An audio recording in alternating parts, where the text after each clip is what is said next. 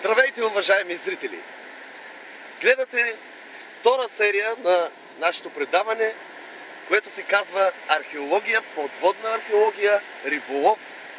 Директно от пъкамото на това огромно вълнение днес нашият археолог, професор, доцент, архитект, академик, член-кореспондент и доктор хонорис каузас изкара нови уникални находки на плаж Пъкамота в град Несебър.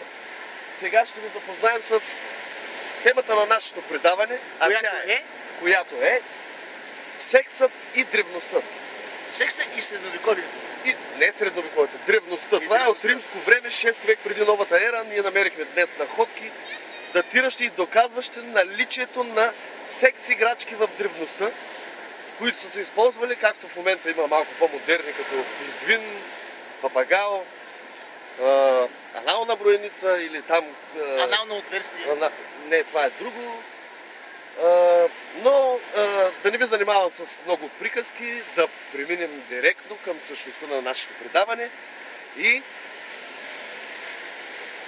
професор Тулев. Добър ден, благодаря член-кореспондент Германов. Здравейте, скъпи приятели! Отново сме на Пъкамото Бич. Отново, аз, тъй като имах много въпроси, бяхме в лека отпуска 2-3 дена, но, както каза член-кореспондентът господин Германов, сексът и средновековието.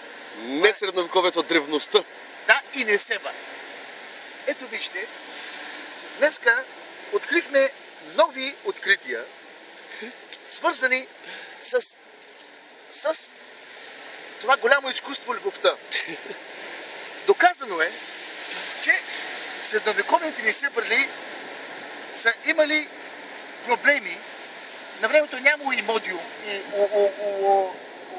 левитра. Използвали са анални тапи. Вижте, имате ли диария с винт, завиваш и спира. Но, нека да обърнем внимание на този клиторен стимулатор. Отделно виждате самата извивка и стопиращия механизъм. Втори номер. Вагинален. Пред тебе го дава. Вагинален.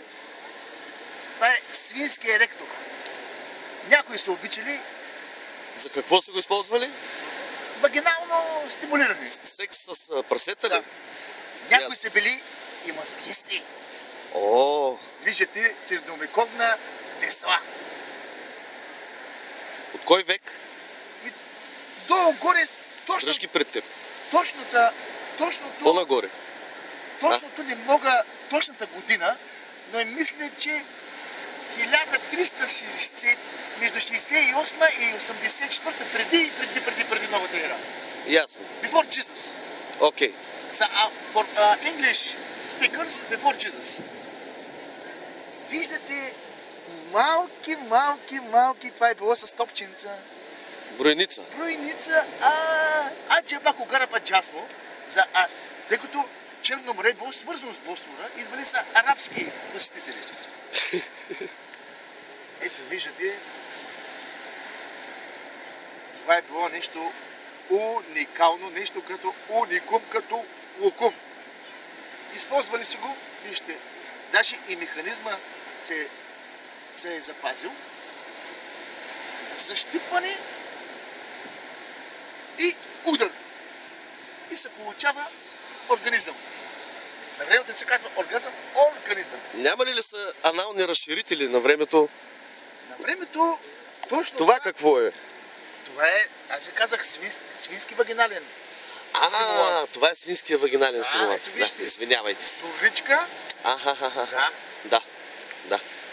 Аналният разширител. И това са леки уреди. Клиторен прекъсвач. Да.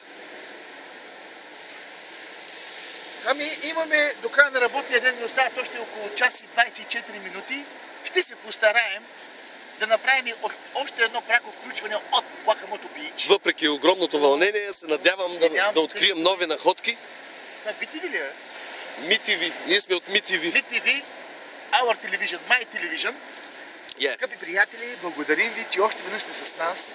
Искаме да ви споделим, че ние копнеем за обратна кореспонденция. Моля, пишете ни във Facebook.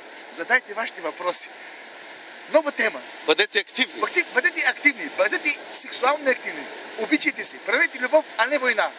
Благодаря ви, професор Тулев. За нищо, за мен е удоволствие. Аз не работя за хонова. Благодаря ви. Тъй като имам една приятелка, тук трябва да я видя. Това беше днес прякото ни включване от плажа Покамото. Както видяхте, в древността не са спали, аз съвсем пали. За вас предаде за телевизия MeTV член-кореспондент, член Юлиан Германов. Благодаря ви за вниманието. Очаквайте третото включване от Покамото Бич с нашите уникални находки и професор Лазар Тулев. Благодарим за вниманието.